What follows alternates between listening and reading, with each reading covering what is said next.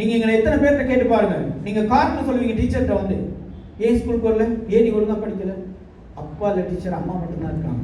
சிலர் சொல்லுவாங்க அம்மா இல்ல டீச்சர் அப்பா மட்டும்தான் இருக்காங்க. அப்படியா? நம்ம ஏன் மனுஷன் தானே, அப்பா இல்லையா? எங்க டீச்சர் எனக்கு படிச்சுக்கலாம் கொப்பி வாங்க எல்லாம் சொல்லிடல டீச்சர். அப்படியா?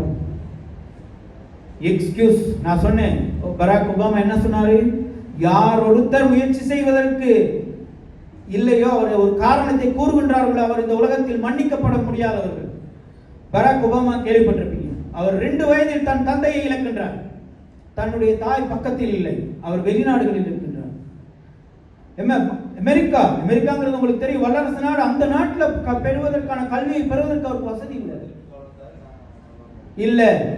உன்னால முடியாதுன்னு எல்லாம் கைவிட்டு போயிட்டாங்க.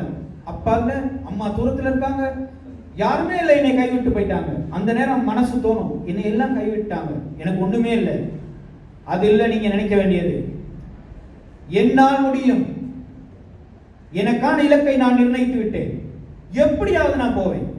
நீங்க ஒவ்வொருத்தரும் நாளைக்கு ஒரு நல்ல தலைவராகணும்னா இதெல்லாம் இல்லைன்னு நீங்க யோசிச்சீங்கன்னா எப்பயுமே நீங்க முன்னாடி போக முடியாது.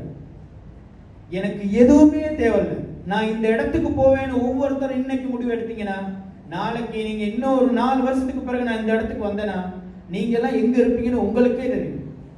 ஆக இதுவரைக்கும் நீங்க காரணம் சொல்லியிருந்தீங்கன்னா வீட்லயும் சரி, மேலதிக வகுப்புலையும் சரி, பாடசாலையிலையும் சரி, இதெல்லாம் இல்ல அதனால நான் செய்யலன்னு இவ்வளவு வரைக்கும் சொல்லியிருந்தீங்கன்னா இதோட மனசுல அடிச்சிருங்க. அந்த இடத்துல இல்லாத பத்தி இனிமே பேச வேண்டாம். எனக்கு எது இருக்கு, என்னால எது முடியும்னு மட்டும் யோசிச்சீங்கன்னா வெற்றி என்பது இந்த இவ்வளவு பக்கத்துல இருக்கு. நமக்கு இவ்வளவு பக்கத்துல. கழுகு போயிட்டு காக்கா கூட்டுல ஒரு முட்டை போட்டுருச்சான். 10 முட்டை இருக்கு, 9 காக்கா குஞ்சு பிறந்துருச்சு, ஒரே ஒரு கழுகு குஞ்சு பிறந்துருச்சு. மேல கழுகு பறக்குது, இப்ப எல்லா குஞ்சுகளும் பறக்க ரெடி ஆயிடுச்சு. கழுகு ஒண்ணு உயர பறக்குது, காக்காலாம் கீழே பறக்குது.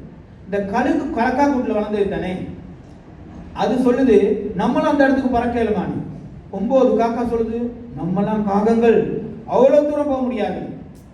இது நினைச்சுக்கிச்சு, ஓ நம்மளாம் அப்படித்தான், கருப்பு தானே, பறக்க இல்லாதவன் முடிவு செஞ்சுனான். இன்னொருத்தரம் பெரிய ஒரு இடம் வந்து மழை பெய்து இடி மின்னல் உயர பறக்கணும், இல்ல நான் மேல பறந்துதான் இருவேன், அந்த கழுகு மட்டும் பறக்குது, பெரிய இடி மின்னல் கீழே விழுந்துச்சு.